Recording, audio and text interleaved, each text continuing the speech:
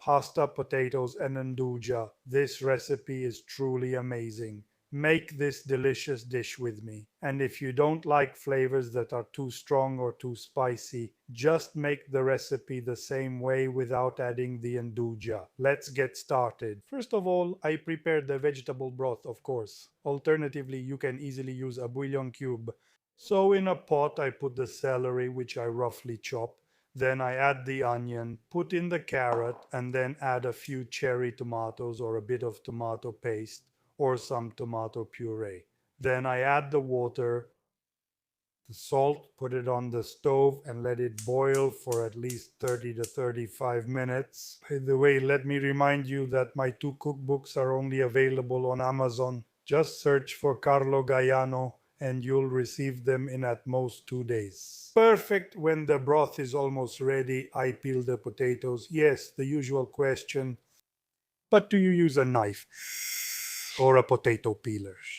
I always tell you, I think one day I'll make my own line of potato peelers, but I really don't sell them. I promote them. I really promote them a lot because I find them super, super convenient. The key is to get the hang of it. Many of you tell me you just can't do it. Look, it's easier with the knife. With the knife, you waste more. You need to use a light touch. This way, you really waste very little because it's a shame now, especially with the prices out there today.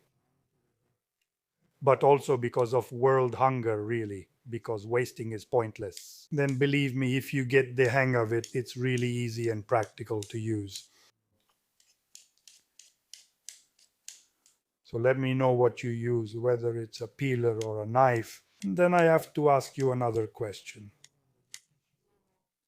While I'm at it, do you put carrots in pasta and potatoes or not? Usually don't put it in. Sometimes I do. There's no specific reason why I do or don't. But let's say when I do, it's just because it happens. Maybe I already have half of it cut, half not. And I think, well, I have to use it up. So I put it in, but I don't like it. I don't like it that much in pasta and potatoes. Maybe I even like it more, in pasta and chickpeas, in pasta and lentils, not so much in pasta and beans. Perfect. Now I cut them into rather small pieces, then I chop the onion, then I cut the celery, and now I add extra virgin olive oil to a pan. I add the celery and onion. I let it brown. Now I add the potatoes, a bit of bay leaf and rosemary. I let the potatoes absorb the flavors in the aromatic base. Then I add the nduja.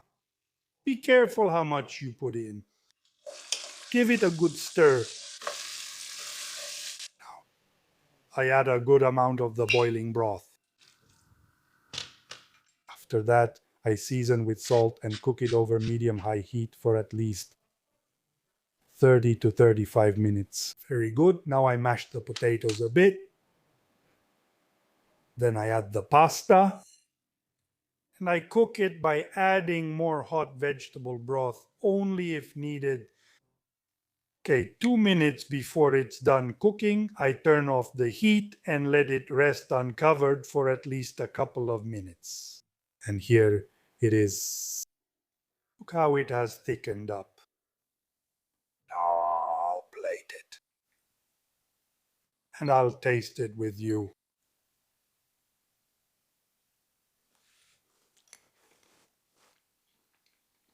Mamma mia! This is delicious. Make it and let me know what you think in the comments below. For now, I'll say goodbye. And as usual, before I leave you, I want to wish you a good meal. Thank you.